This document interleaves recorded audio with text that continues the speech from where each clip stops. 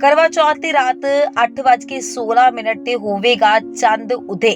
नंदलाल शास्त्री कार्तिक माह दे कृष्ण पक्ष की चतुर्थी नूं औरतां सुहाग दी अमरता ते वैभव दे लई करवा चौथ दा वर्त रखदियां ने। करवा चौथ दे दिन औरतां दिन भर वर्त रखदियां ने जो निर्जला हुंदा है, यानी बिना पानी पीते दिन भर रहना पैंदा है। औरतां वर्त रखन दे नाल अपने पति दी लंबी उम्र दी कामना भी करदियां ने अते रात नूं चंद देख के पति दे हाथ तो जल पी के वर्त पूरा करदियां ने। सभी को जय माता दी। मैं आचार्य नंदलाल शर्मा, रुद्राक्ष ज्योतिष केंद्र माता बगलामुखी मंदिर, मोगा, पंजाब। मैं आचार्य नंदलाल शर्मा आपको जानकारी देना चाहता हूं कि यह करवा चौथ का त्योहार पति की लंबी आयु, दीर्घ आयु के लिए सौभाग्यवती स्त्रियां करती हैं। यह व्रत साल में एक बार आता है और पति की दीर्घ आयु के लिए होता है। तो यह आज व्रत जो है प्रायण सुबह प्रातःकाल प्रारंभ हुआ। इस व्रत में सौभाग्यवती स्त्रियां सूर्य उदय होने से पहले प्रातःकाल ही अपना जो जलपान करना है वो कर लेती हैं।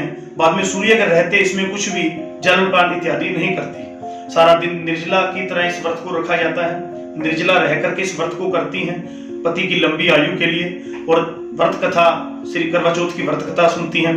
तत्पश्चात रात्रि में सूर्य को अर्घ देने, चंद्रमा को अर्घ देने के बाद ही, चंद्रमा को अर्घ देकर के ही स्त्रियां जो है भोजन करती हैं। अपने पति के हाथों से निवाला लेकर के ही उस भोजन को ग्रहण करती हैं। इससे पति की दीर्घ आयु होती है और चंद्रमा की पूजा करती हैं। यह जो करवा चौथ के व्रत की जो एक छोटा सा संक्षिप्त में एक कथा, एक संदर्भ में, एक महाभारत में भी एक कथा है कि द्रौपदी नीलगिरी पर्वत पर अर्जुन जी तपस्या करने के लिए चले जाते हैं। वहां तपस्या करने जाते हैं, बाकी पांडवों के ऊपर आपत्तियां और विपत्तियां आने लगती हैं, एकदम से संकट आने लगते हैं। जब उन पर संकट आने लगते हैं तो द्रौपदी भगवान श्री कृष्ण से प्रश्न करती है कि यह मेरे पति की रक्षा के लिए क्या किया जाए, मैं अपने पति की रक्षा करूं, गढ़वों की रक्षा के लिए कुछ ऐसा मुझे कारण बताइए, कोई ऐसा उपाय बताइए जिससे मेरा पति दीर्घायु भी हो और सुरक्षित भी हो। तो भगवान श्री कृष्ण कहते हैं कि कार्तिक कृष्ण पक्ष चतुर्थी तिथि को करवा चौथ के नाम से आप व्रत रखिए, व्रत कथा कीजिए, पूरे दिन निराहार रहिए और रात्रि में चंद्रमा को अर्घ देकर के पति की दीर्घ आयु की कामना कीजिए। तो द्रौपदी वैसे ही सारा कार्य करती है और सारा पूजा पाठ इत्यादि करके चंद्रमा का व्रत पूजा इत्यादि करती है। और करने के तत्पश्चात ही जो पांडवों पर जो संकट आ रहे हैं उस सब संकटों से दूर हो जाते हैं।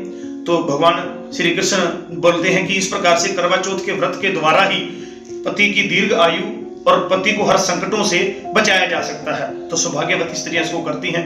तो यही प्रथा हमारे महाभारत में भी इस कथा ये प्रचलित है।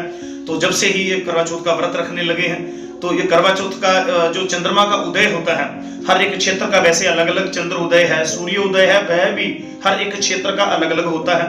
हमारे मोगा के अंदर 8:16 पर चंद्र उदय है, लुधियाना के अंदर कुछ 8:20 है। हर एक जगह का अलग अलग 8 से 8:30 के बीच में चंद्रमा उदय होगा तकरीबन हमारे उत्तरी भारत के इलाकों के अंदर। तो चंद्र उदय जब होगा तो चंद्रमा उदय होने के पश्चात चंद्रमा की पूजा करें, चंद्र को अर्घ दें और पति के चरण छू करके पति के हाथों से दिया निवाला, दिया प्रसाद ग्रहण करें और भगवान चंद्रमा से उनकी दीर्घ आयु की कामना करें। सभी भारतवासियों को, सभी को, सौभाग्यवती स्त्रियां इस व्रत को रखती हैं, सभी भारतवासियों को करवा चौथ की हार्दिक शुभकामनाएं। भगवान श्री कृष्ण आपका भला करे, माता रानी आप सब पर कृपा करे। मैं आचार्य नंदलाल शर्मा, जय माता दी।